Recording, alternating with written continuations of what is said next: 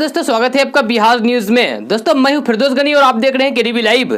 दोस्तों, आज की बिहार की टॉप न्यूज लेकर आए हैं आपके लिए। दोस्तों, वीडियो स्टार्ट करने से पहले आपसे एक रिक्वेस्ट है, अगर आप नए आए इस चैनल पर तो चैनल को सब्सक्राइब करके बेल आइकन को भी प्रेस कर दीजिए और साथ में वीडियो को लाइक कीजिए, अपने दोस्तों के साथ शेयर भी कीजिए। तो चलिए दोस्तों, स्टार्ट करते हैं आज का न्यूज। बिहार में कल संक्रमण के 7 नए मामले सामने आने के साथ ही राज्य में संक्रमित लोगों की संख्या बढ़कर 536 हो गई है। जी हां, राज्य के कुल 38 जिलों में से 32 जिलों में संक्रमण के मामले सामने आ चुके हैं। स्वास्थ्य विभाग के प्रधान सचिव संजय कुमार ने दूसरे अपडेट में बताया कि कैमूर में एक, पूर्णिया में एक और कटिहार जिला में 5 नए मामले सामने आए हैं। कटिहार में संक्रमण के 5 नए मामले सामने आने के साथ ही जिले में संक्रमित लोगों की संख्या बढ़कर 10 हो गई है। वहीं पूर्णिया के जलालगढ़ में नया मरीज मिलने के साथ ही जिला में 2 मामले सामने आ चुके हैं। बिहार के मुख्यमंत्री नीतीश कुमार ने पर्यावरण संरक्षण के उद्देश्य से शुरू किए गए जल जीवन हरियाली अभियान के तहत मौसम के अनुकूल कृषि कार्यक्रम का विस्तार सभी 38 जिलों में करने का निर्देश दिया है।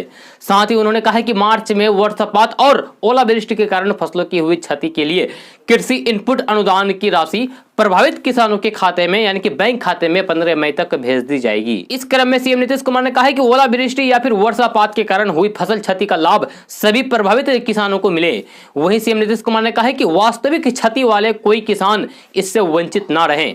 रैयत और गैर रैयत दोनों किसानों को शामिल करें। जो भी आवेदन बचे हुए हैं उनका तेजी से निपटारा करें। कृषि इनपुट अनुदान मार्च में हुई फसल क्षति को लेकर 15 मई तक एवं अप्रैल में क्षति वाले किसानों को इस माह के अंत तक राशि अंतरित कर दें, यानी कि राशि भेज दें। लॉकडाउन के बीच बिहार सरकार ने बड़ा फैसला लिया है। जी हां, सूबे में राशन कार्ड को लेकर 3 महीने का इंतजार नहीं करना होगा। बिहार सरकार ने यह साफ कर दिया है कि अब आवेदन के 1 हफ्ते के अंदर अधिकारियों को राशन कार्ड जारी करना होगा। बिहार में राशन कार्ड के आवेदन के 1 सप्ताह के अंदर राशन कार्ड जारी करना होगा। इसके लिए राज्य सरकार ने लोक सेवा अधिकार अधिनियम में तत्काल संशोधन कर दिया है। ये व्यवस्था उन लोगों को दी गई है जिन्होंने हाल ही में सरकार के निर्देश पर जीविका ने चिन्हित किया है। जीविका द्वारा चिन्हित पात्र लोगों को राशन कार्ड भी मिलेगा। पहले इनका सर्वे केवल 1000 रुपए देने के लिए किया गया था, लेकिन अब सरकार ने इन्हें राशन कार्ड देने का भी फैसला कर लिया है। नए सिस्टम के मुताबिक वीडियो को 2 दिनों में आवेदन की जांच करनी होगी और 7 दिन के अंदर राशन कार्ड जारी करना होगा। पहले यह समय 3 महीने का था, जो अब घटाकर मात्र 1 हफ्ता यानी कि 7 दिन कर दिया है। बिहार के मुख्यमंत्री नीतीश कुमार और नेता प्रतिपक्ष तेजस्वी यादव आयोजित सर्वदलीय बैठक में प्यार भरी तकरार भी देखने को मिली। संक्रमण पर आयोजित सर्वदलीय समीक्षा बैठक में नेता प्रतिपक्ष तेजस्वी यादव ने जब सीएम नीतीश कुमार से कहा कि कभी बाहर भी निकलिए, तब ना वास्तविक हालात का पता चल सकेगा। इस पर सीएम नीतीश कुमार ने भी अपनी तेवर दिखाए और हंसते हुए तेजस्वी यादव को जवाब दिया कि लॉकडाउन खत्म होने दीजिए, आपको साथ लेकर बिहार दौरे पर निकलेंगे, आपको बिहार दिखाएंगे। इस तकरार पर सवाल यह है कि क्या सीएम नीतीश कुमार इस बार बिहार दौरे पर नेता प्रतिपक्ष तेजस्वी यादव को साथ लेकर निकलेंगे कि नहीं। बिहार के मुजफ्फरपुर से ट्रक में सवार होकर आ रहे 6 व्यक्ति को किशनगंज में पकड़ा और वह सभी को क्वारंटाइन में भेज दिया गया है। आपको बता दें कि किशनगंज सदर थाना क्षेत्र पश्चिम पाली चौक पर ऑन ड्यूटी स्थानीय पुलिस वाहन जांच के क्रम में एक ट्रक से इन व्यक्तियों को उतारा गया। मौके पर प्रतिनियुक्त दंडाधिकारी शिव नारायण सिंह ने बताया कि ये सभी 6 व्यक्ति स्थानीय जिले के पोठिया थाना क्षेत्र के निवासी हैं। जो ट्रक में सवार होकर यहां पहुंचने पर पुलिस की नजर पड़ी तो पूछताछ में पता चला कि ये लोग सभी इसी ट्रक में सवार होकर मुजफ्फरपुर से आ रहे हैं। तब इन सभी को ट्रक से उतार लिया गया और फिर सदर अस्पताल फोन करके एम्बुलेंस मंगाकर सबका स्वास्थ्य प्रशिक्षण के बाद स्थानीय प्रखंड में स्थित मोतिहारी विद्यालय के क्वारंटाइन सेंटर में भेज दिया गया। देश में एक तरफ संक्रमण को रोकने के लिए लॉकडाउन लागू है तो वहीं दूसरी तरफ देश में कामगारों छात्रों को लेकर सियासत भी गर्म है। विपक्ष की तरफ से सरकार को कटघरे में खड़ा कराने का कोई भी मौका नहीं छोड़ा जा रहा है। मजदूरों और छात्रों को लेकर बिहार में चल रही सियासत काफी चर्चा में है। बिहार की विपक्षी पार्टियां दूसरे राज्यों में फंसे मजदूरों और छात्रों को बिहार लाने के लिए अपनी तरफ से कभी बस की व्यवस्था तो कभी ट्रेन का किराया देने की बात कह रही थी, लेकिन अब कांग्रेस ने लॉकडाउन के चलते बिहार में फंसे दूसरे राज्यों के मजदूर, छात्र और पर्यटकों के लिए चिंता जाहिर करते हुए उन्हें अपने राज्य भेजने और उसमें लगने वाले ट्रेन किराया पार्टी द्वारा देने की बात कही है। जी हां, कांग्रेस पार्टी ने कहा है कि बिहारी मजदूरों की ट्रेन का किराया कांग्रेस देगी। संक्रमण को फैलने से रोकने के लिए देश में लॉकडाउन का तीसरा फेज चल रहा है। इस बीच खाड़ी देशों और दुनिया के अनेक हिस्सों में फंसे हुए भारतीयों को वापस लाने के लिए केंद्र सरकार वंदे भारत मिशन शुरू किया है। इसके तहत एयर इंडिया और उसकी सहायक कंपनी 12 देशों से करीब 15,000 भारतीयों को वापस लाने के लिए 64 उड़ानों को संचालित करेगी। सरकार के सूत्रों ने बताया कि खाड़ी क्षेत्र में 3 लाख से अधिक लोगों ने वहां से निकलने के लिए रजिस्ट्रेशन कराया है, लेकिन सरकार केवल उन्हें पहले वापस लाएगी जिनके सामने घर वापसी के लिए मेडिकल इमरजेंसी, वीजा खत्म होने की समस्या या फिर निर्वासन की संभावना जैसी अत्यावश्यक कारण है। देशव्यापी लॉकडाउन के बीच सरकारी ऑयल मार्केटिंग कंपनियों ने बुधवार को पेट्रोल डीजल की कीमतों में कोई भी बदलाव नहीं किया है। जी हां, सरकार ने पेट्रोल पर 10 रुपया और डीजल पर 13 रुपया प्रति लीटर एक्साइज ड्यूटी बढ़ाया है। ये बदलाव आज से लागू हो गया है। हालांकि आम आदमी की जेब पर कोई भी मार नहीं पड़ेगा। एक्साइज ड्यूटी में ये बढ़ोतरी ऑयल मार्केटिंग कंपनियां यानी कि OMCs से लिया जाएगा। लंबे इंतजार के बाद आखिरकार BSEB ने मैट्रिक परीक्षा का मूल्यांकन शुरू करने का फैसला लिया है। सोशल डिस्टेंसिंग और संक्रमण से बचाव के सभी उपायों को ध्यान में रखते हुए बिहार बोर्ड मैट्रिक परीक्षा की उत्तर पुस्तिकाएं आज से ही चेक की जानी है।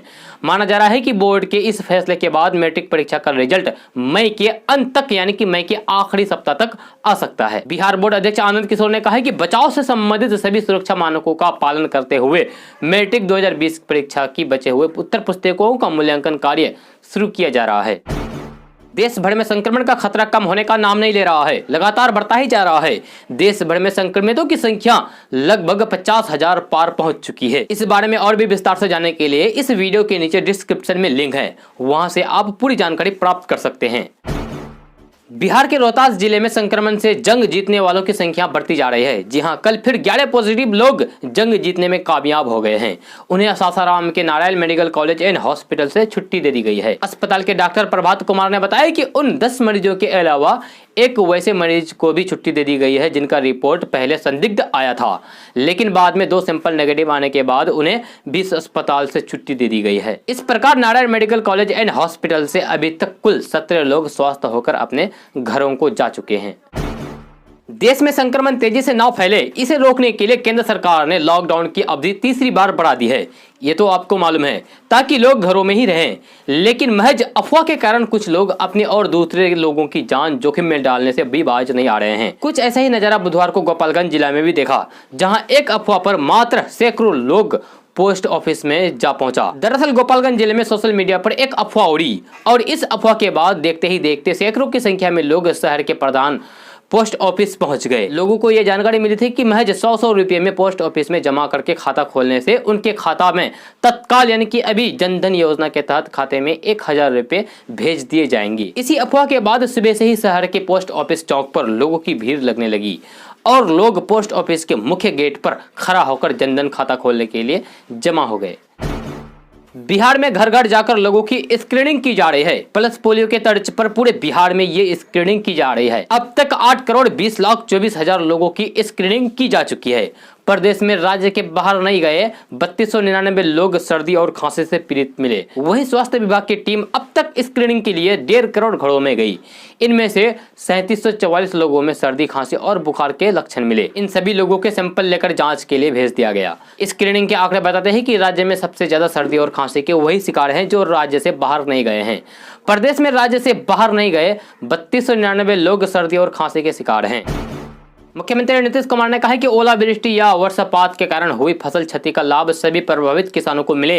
वास्तविक क्षति वाले कोई भी किसान इससे वंचित नहीं रहे। रैयत या गैर रैयत तो दोनों किसानों को शामिल करें। बचे हुए आवेदनों का निपटारा तेजी से करें। मुख्यमंत्री नीतीश कुमार मंगलवार को एक अन्य मार्ग में स्थित नेक संवाद में वीडियो कॉन्फ्रेंस के माध्यम से कृषि विभाग, खाद्य आपूर्ति एवं उपभोक्ता संरक्षण तथा सहकारिता विभाग के साथ उच्च स्तरीय समीक्षा बैठक कर रहे थे। इस दौरान कृषि इनपुट अनुदान, नए राशन कार्ड जारी करने की तिथि, गेहूं अधिप्राप्ति की तिथि और फसल सहायता योजना के संबंध में विस्तार से चर्चा हुई। मुख्यमंत्री नीतीश कुमार ने कहा है कि कृषि इनपुट अनुदान मार्च महीने में हुई फसल क्षति को लेकर 15 मई तक और अप्रैल महीने में क्षति वाले किसानों को इस महीने के अंत तक राशि ट्रांसफर कर दें। संक्रमण का खतरा इतना बढ़ गया है कि अब किसान अपने कृषि यंत्र को भी सैनिटाइज करने में लगे हुए हैं। जी हां, बिहार के ग्रामीण क्षेत्र में किसान अब खेतों में काम करने में भी सावधानी बरत रहे हैं, क्योंकि कृषि कार्य के लिए एक गांव से दूसरे गांव में मजदूर जा रहे हैं। ऐसे में किसानों को संक्रमण का डर सता रहा है। प्रशासन द्वारा संक्रमण से बचने के लिए अभियान चलाकर हर मोहल्ले को संक्रमण मुक्त करने की कवायद चल रही है।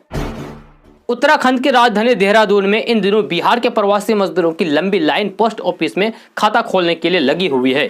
बिहार सरकार ने इन प्रवासियों की लॉकडाउन के दौरान सहायता करने के लिए 1000 रुपए देने की घोषणा की है। इस घोषणा के बाद ये प्रवासी पोस्ट ऑफिस में अपना खाता खोलना चाहते हैं ताकि इस योजना का लाभ उन्हें भी मिल सके। एक प्रेस की खबर के अनुसार पिछले एक सप्ताह में बिहार से आए प्रवासी मजदूरों के 2000 से ज्यादा खाते खोले जा चुके हैं। कांग्रेस के वरिष्ठ नेता एवं बिहार विधान परिषद सदस्य प्रेमचंद्र मिश्रा ने उनकी पार्टी और राजद विधानमंडल के सदस्यों के इस संकट की घड़ी में मुख्यमंत्री राहत कोष में एक भी रुपया नहीं देने के बयान को लेकर उप मुख्यमंत्री सुशील कुमार मोदी को कानूनी नोटिस भेजा गया है। साथ ही साथ कहा है कि यह बयान अपने आप में ओछापन और झूठ की राजनीति की पराकाष्ठा है। कांग्रेस नेता ने कहा है कि सुशील कुमार मोदी ने बयान में कहा है कि कांग्रेस के विधायक और विधान पार्षद ने मुख्यमंत्री राहत कोष में 1 पैसा का अंशदान नहीं किया है। इस संबंध में मैंने सुशील कुमार मोदी को ईमेल और स्पीड पोस्ट के माध्यम से कानूनी नोटिस और बिहार कांग्रेस के उपाध्यक्ष कुमार रोहित ने पटना के पुलिस अधीक्षक के पास शिकायत भेजी है। कानूनी नोटिस और शिकायत भेजकर हमने उप मुख्यमंत्री सुशील कुमार मोदी के खिलाफ न्यायोचित कार्रवाई किए जाने की मांग की है। दोस्तों आज का न्यूज़ बस यहाँ तक। कैसा लगा आप लोगों को आज का न्यूज़? जरूर अपना सुझाव दीजिएगा नीचे कमेंट बॉक्स में कमेंट करके। अगर आप नए आए इस चैनल पर तो चैनल को सब्सक्राइब करके बेल आइकन को भी प्रेस कर दीजिए और साथ में वीडियो को लाइक कीजिए, अपने दोस्तों के साथ शेयर भी कीजिए। तो चलिए दोस्तों फिर मिलते हैं नेक्स्ट वीडियो में।